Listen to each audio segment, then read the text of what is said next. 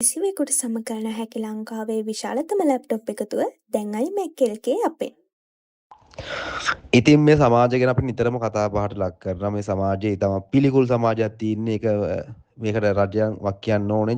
හිටපු ජනාධිපතිවරු ඇතුළු වත්මන් ජනාධිපතිතුමා ඇතුළු පොලිස් නිලධාරීන් ඇතුළු මේ ප්‍රභූවරුන් හැම එකම මේ මත්ද්‍රව්‍ය මෙච්චර ව්‍යාප්ත වෙන දීපු හැම එකාටම මේ අයිස්කාරයෝ ගංජාකාරයෝ කුඩුකාරයෝ සික්කෙක් ගහලා උන් කරන්නේ මාල කඩනවා ළමයින්ගේ බලන්න ඌ මට ඔයාලා වීඩියෝ එක බැලුවා නම් ඔයාලට පේනවා ඇති දැන් මේ ඡායාරූපෙකින් වලට පේනවා මේක මේ මාල කඩන්නේ මේ ලෝකෙ ඉඳගෙන නෙමෙයි. හරි දැන් හොරු කියලා જાතියක් ඉන්නවනේ. ඒ කියන්නේ ඇත්තටම ඔය මේ වෙපන්ස් අරගෙන හොරුව දැන් පිටරටවල ඉන්නව එහෙම ලංකාවේ තියෙන හොරු කියලා જાතියක් කියන උන් ටක් ගාලා අර මර්ඩර් ගහලා එමු බලන්න උන් එන්නේ ඒක ගහන්න. උනුත් දැන් ජරාව ගහලා තමයි.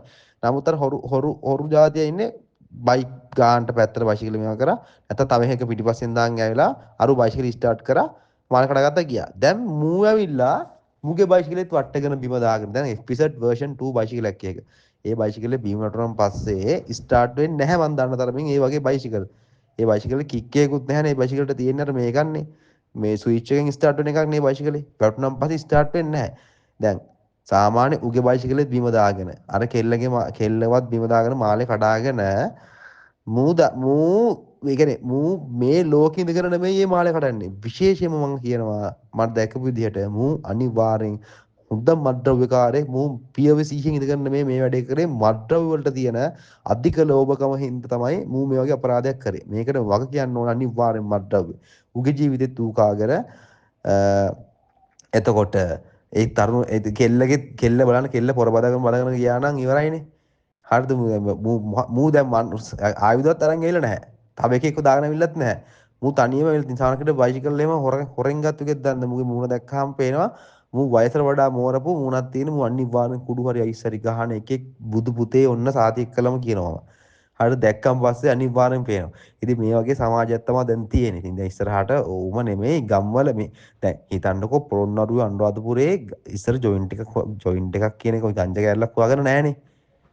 අර ඇත්තටම ඔය කුඩු කියන එක තිබ්බේ කොළඹ තිබ්බා ප්‍රධාන නගරවල ගාල්ල පැත්ත තිබ්බා කොළඹ තිබ්බ කියන්නේ ටවුන් වල හැමතැනම නැහැ ගහන්න කුඩු ගහනවා කිව්වම පස්සේ එන්න ලොකු කේස් එකක් ඉස්සර දැන් අයිස් තියෙනවා යකෝ පාර දෙපැත්තේ විකුණන්න දාලා තියෙනවා අයිස් ඒ වගේ තියෙන දැන් හරිද ඒක ව්‍යාප්ත වෙලා මාර විදියට ව්‍යාප්ත වෙලා හැම එකම අයිස් ගහනවා බලන්න ඔයාලා ගමේ කී දෙනෙක් අයිස් ගහනද කියලා දැන් හැම කොල්ලම අයිස් ගහන්නේ ඇඟෙන් කියන්න පුළුවන් ඇඟ බලලා දෙකට තුනට රැමිලා ලොකු ෂර්ට් එකක් අඳගෙන බාර් දෙක දාන්න ඌ අනිවාර්යෙන් අයිස් එක ගහලා ඉන්නේ.